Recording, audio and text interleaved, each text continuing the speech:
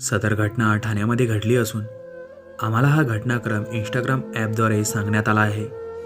त्या महिलेचे नाव गुपित ठेवण्याची विनंती आम्हाला त्यांनी केली होती, म्हणून आम्ही त्यांचे नाव गुपित ठेवले आहे. तिथे साधारण 28 वर्षाचा एक मुलगा राहत होता. त्याचे लग्न झाले नव्हते. बऱ्याच दिवसांपासून तो तिथे राहत होता. तो कुठेतरी तिथेच कपड्याच्या दुकानावर काम करत होता. त्यातच साधारण 3 महिन्यापूर्वी त्याच्या रूमच्या शेजारी एक परिवार राहायला आला. त्यात एक लहान 7 वर्षाचा मुलगा आणि ते पती पत्नी असा त्यांचा परिवार होता. जो तरुण होता त्याचे नाव गणेश होते. आता गणेश शेजारीच राहत होता, तर साहजिकच त्या परिवारासोबत गणेशचे बोलणे व्हायचे. हळूहळू तो त्या परिवारासोबत खूपच रमू लागला. पण त्याचा डोळा त्या 30 वर्षाच्या महिलेवर होता. ती महिला पण त्याच्याशी एका भाऊच्या नात्याने बोलायची. तसा त्याला दुसराच आनंद व्हायचा. असे गणेशचे बरेच दिवस चालले. तिचा नवरा घरी नसला तेव्हा हा मुद्दामच तिच्या रूममध्ये जायचा आणि तिच्याशी आणि तिच्या त्या लहान मुलाशी गप्पा मारायचा. त्या महिलेला पण वाटायचे की गणेशच्या मनात तिच्याबद्दल काही नाही, म्हणून तीही त्याला भाऊ म्हणूनच हाक द्यायची. एकदा ती महिला तिचा 7 वर्षाचा मुलाला घेऊन शेजारच्या शाळेत घेऊन जाते. तिथे तो मुलगा चांगला रमतो.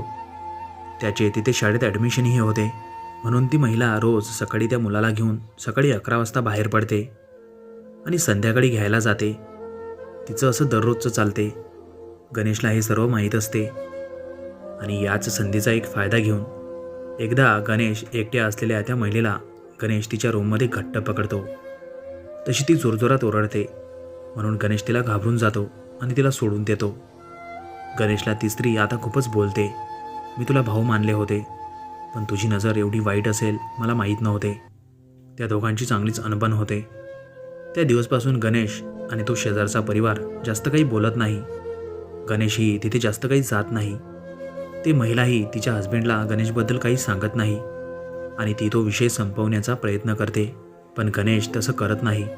तो एकदा त्या महिलेच्या पतीला सांगतो की तुझी पत्नी माझ्यावर प्रेम करते. तिचे आणि माझे संबंध आहे. तू तिच्यासोबत राहू नको.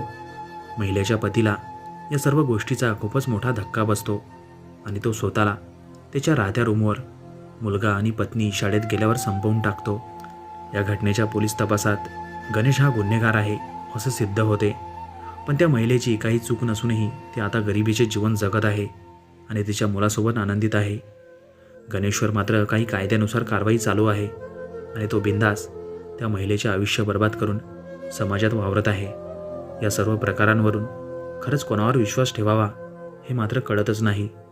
तुम्हा सर्वांना या घटनेवरून काय वाटते आम्हाला कमेंटद्वारे नक्कीच कळवा. आणि तुम्ही आपलं चॅनल अजूनही सबस्क्राईब केलं नसेल तर नक्की सबस्क्राईब करा आणि शेजारील बेल आयकॉन पण प्रेस करा, म्हणजेच तुम्हाला येणाऱ्या व्हिडिओची नोटिफिकेशन त्वरित कळेल.